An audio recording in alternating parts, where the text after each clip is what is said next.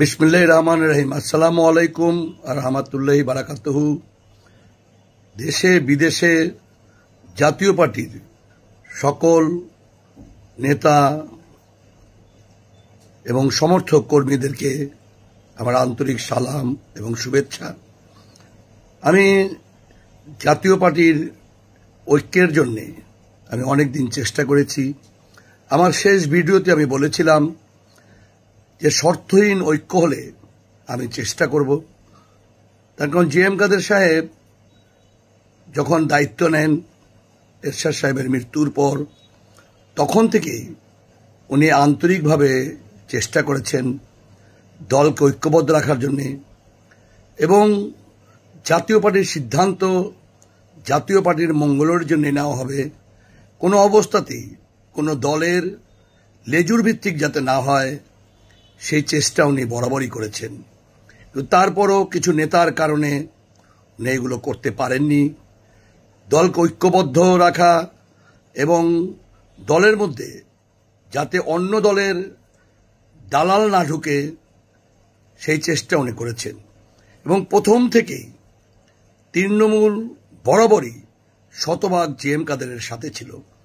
প্রথম অবস্থায় রওশন এরশাদ যখন ডিস্টার্ব শুরু করে এবং এক পর্যায়ে যখন উনি চলে যান, ওই সময় আমি বলেছিলাম এই দল 3 মাসের বেশি টিকবে না।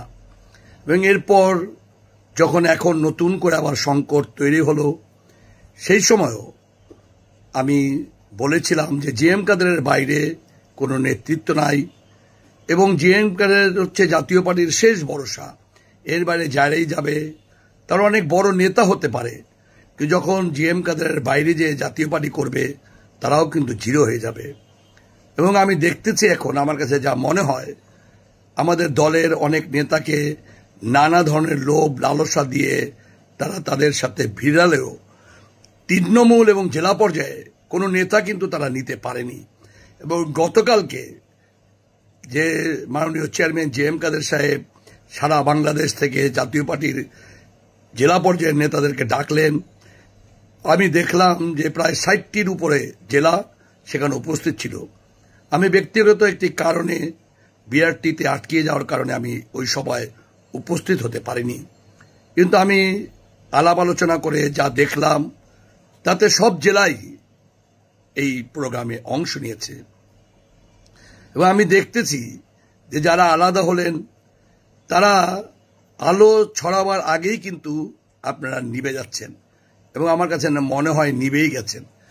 তার কারণ যে অতীতে যারা রওশনের সাথে গিয়েছিল আমি মূলত তাদেরকেই দেখলাম, সাথে আমি আমাদের দলের 2 জন সিনিয়র নেতাকে দেখলাম। এখনো আমার কাছে মনে হয় যারা ওপেন হন নাই, যারা দোটানায় আছেন, তাদেরকে অনুরোধ করব মাননীয় চেয়ারম্যানের কাছে সরি বলে আপনারা সবাই ফিরে আসেন। সবাই আমার ভাই, আমার বন্ধু। আমি জাতীয় পার্টি করি, জাতীয় পার্টির সকল নেতাকর্মী আমার পরম শ্রদ্ধেয়। আমি চাই না কোনো অবস্থাতেই রাজনৈতিক জীবনটা শেষ বয়সে এসে আমার ভাই বন্ধুদের নষ্ট হয়ে যাক।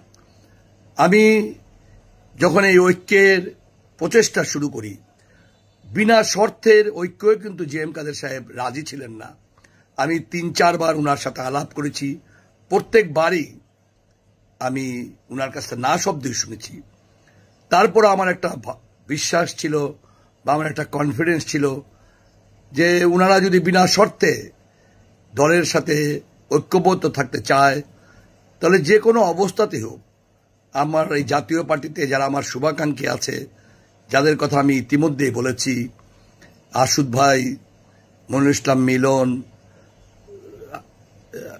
আমাদের রেজাউল ইসলাম ভুইয়া, খোকা ভাই, লোটন ভাই, আমাদের শামীম হায়দার পাটোয়ারি, আমাদের রংপুরের মোস্তফা ভাই, সবাইকে সাথে নিয়ে আমি মাননীয় চেয়ারম্যানের কাছে যেতাম এবং ঐক্যবদ্ধ করতাম। কিন্তু যে অবস্থা আমি দেখতেছি এই অবস্থাতে আর ঐক্য হবে না। মাননীয় চেয়ারম্যান জি.এম. কাদেরের নেতৃত্বে কয়েকজন মানুষ গেলেও যাদের ব্যাপারে জাতীয় পার্টিতে এবং দেশবাসীর প্রচণ্ড অবজেকশন আছে, তখন দলটিকে আওয়ামী লীগের কাছে যেভাবে বিক্রি করে দেওয়া হয়েছিল, যেভাবে হেনস্থা করা হয়েছিল, ওনাদেরও সবচেয়ে বেশি ভূমিকা বলেই মাননীয় চেয়ারম্যান আমাকে অবহিত করেছেন। এজন্য আমি জাতীয় পার্টির সকল নেতাকর্মীকে আমি বলবো, আপনারা ঐক্যবদ্ধ থাকেন। জি.এম. কাদেরের বলিষ্ঠ নেতৃত্বে, ওনার সৎ ভাষণ, সাহসী নেতৃত্ব দেওয়ার গুণ, সাহসী কথাবার্তা এবং ডাইনামিক নেতৃত্ব দেওয়ার গুণ সবকিছু মিলেমিশে যখন দেশের স্বাভাবিক রাজনৈতিক অবস্থা চলতে থাকবে, আপনি দেখবেন জাতীয় পার্টি একটা বিস্ফোরণ ঘটাবে এই বাংলাদেশে।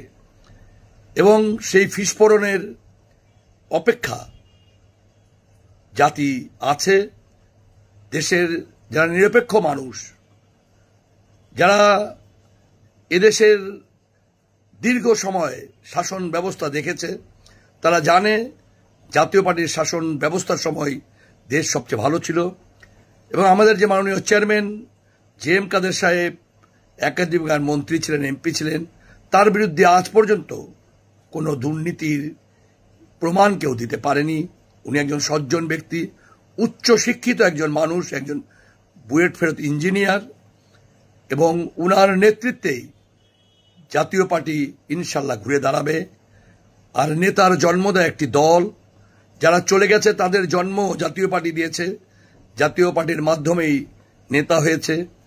এখনো যারা আছেন ইনশাল্লাহ তারাও দেশ বরেণ্য নেতা জি.এম. কাদেরের মাধ্যমে হবেন। এজন্য বিভ্রান্ত হবেন না।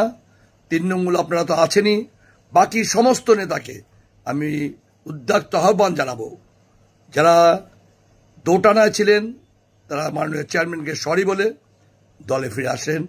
আগের ভিডিওতে বলেছি আপনারা ফস্তাবেন, সেই ফস্তানোর সময় এখনো আছে। যারা দোটানায় ছিলেন তারা ফিরে আসেন। আপনারা ভালো থাকবেন। আসসালামু আলাইকুম ওয়া রাহমাতুল্লাহি ওয়া বারাকাতুহু।